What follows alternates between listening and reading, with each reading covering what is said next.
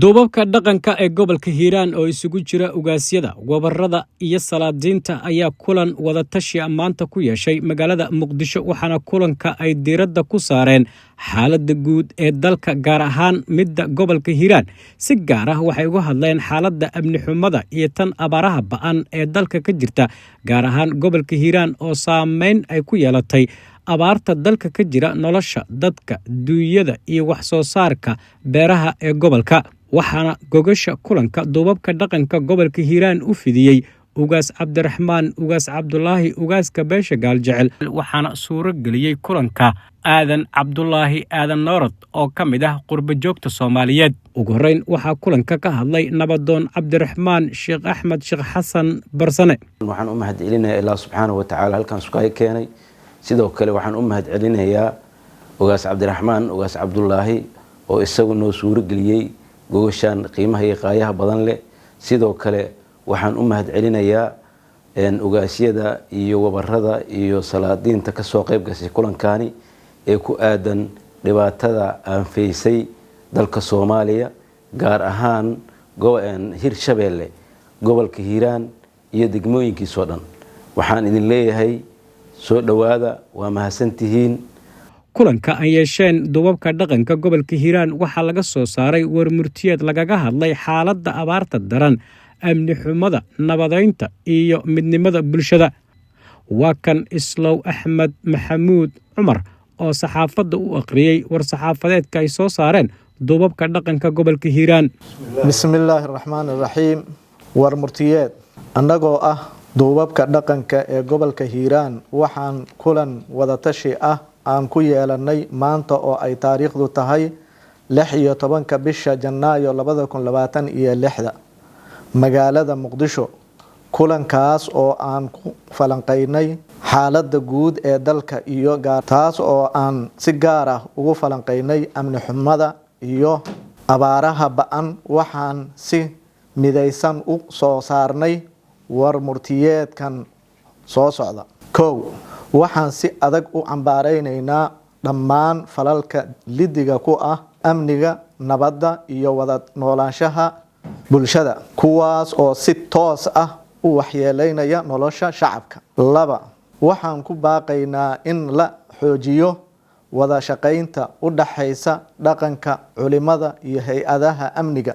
si loo helo nabad waarta oo ku salaysan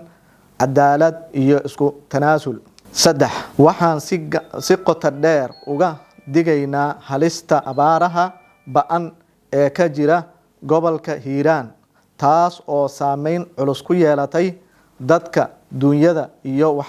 wax soo saarka beeraha ee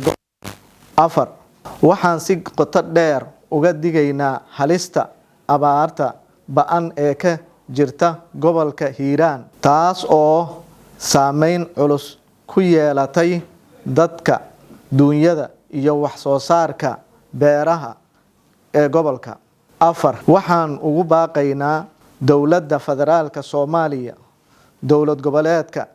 iyo hay'adaha samafalka iyo ganacsatada in ay si degdeg ah u gaarsiiyaan gargaar bini'aadanimo dadka ay abaartu saameysay waxaan ku boorinaynaa bulshada gobolka Hiiraan in ay muujiyaan midnimo isgargaar iyo dulqaad kana fogaadaan wax kasta oo keeni kara khilaaf iyo colaad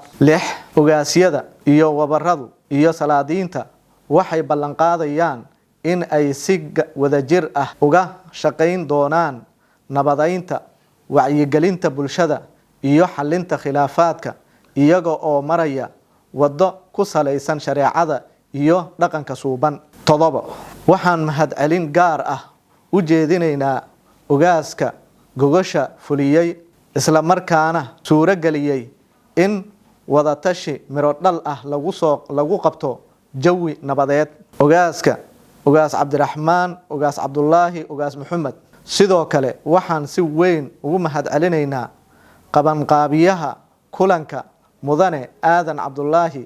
aadan Noorad dadaalkii hagar la'aanta ahaa isku xirkii iyo doorkii muuqday ee uu ka qaatay hirgelinta kulankan ugu dambeyn waxaan alle uga baryaynaa in uu dalka iyo dadka ka dulqaado dhibaatooyinka kuna gallado nabad waarta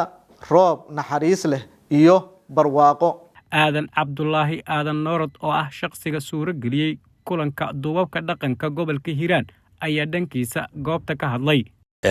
dhibaatada hiiraan ka jirta kulli qof walba oo meeshaan fadhiyo wuu dareemi karaa. colaadaha ka jiro, abaaraha ka jiro, lacbaa ka jiro, dadkii meesha deganaa inay adeegtaan xataa waa kari la'yihiin. gabdhihii yaryarka ahay xataa waxba adeeg waa loo dirsan la'yahay. amni xumaa ka jirta, abaar iyo wixii horna iskugu darsamay. kulli barnaamijka aad maanta ka hadasheen barnaamij ka fiican ood ka hadli laheedeen ama hiiraan ood kaga hadli laheedeen ma jirto. marka waxaan ilaahay ka baryayaa inaad sida aad meeshaan iskugu timaadeen inaad kulan kale u qabataan oo uusan noqon kulankiin ugu dambeeyay midkaan oo ay noqon doonto insha Allah kulan xiriir ah oo markasta aad iska warqabaysaan gobolka iyo mas'uuliyadda dadka aad u hayseenna aad micnaheedu ugu warqabi doontaan rajaynaa insha Allah haddii la yiraahdo. qaar ka mid ah duubabka dhaqanka gobolka hiiraan ee kulanka ka qayb galay ayaa alle ka bariyay in ummadda Soomaaliyeed uu abaaraha iyo dhibaatooyinka uu ka dulqaado. markaan kulannay oo aan dhinac walba wax ka fiirinay waxaa noo soo baxday in abaaro baan iyo colaado inay ka jiraan wadanka gaar ahaan gobolka hiiraan. odayaasha markay is wareysteen waxay go'aan ku gaareen horta bal awal inuu duceeyaan ilaahay inuu tawfiiqda waafajiyo markuu horeysta talada ilaahay u toosiyo inuu ilaahay colaada ka qaado inuu ilaahay colkii dhibaatada ka qaado in nabadgelyadii iyo lagu yaqaanay baraarihii wanaag lagu yaqaan reer hiiraan ilaahay u soo celiyo wadanka dhamaas ilaahay uu nabad yeelo meel walba colaada ka jirtay colaadaas ilaahay naga baabi'iyo. odayaasha waa duceeyeen Allah ka aqbalo ducadooda. abaarta aaran Allah noogu bedelo, colaada nabad Allah noogu bedelo, cudurka caafimaad Allah noogu bedelo, balaayadooda horrooran tan daba reeban tan hareeraha riixan tan koro raaran tan hoose reeban tan dhaxar ridqan. marka hore waxaan u mahadcelinayaa waa sida reer hiiraan oo kulankan aan iskugu nimid waas cabdiraxmaan oo qoosha noo dhigay Allah wadal waxaan ka baryaynaa de abaarahan iyo colaadan inuu ilaahay naga qaado ilaahay tawfiiq dadka ilaahay ka dhigo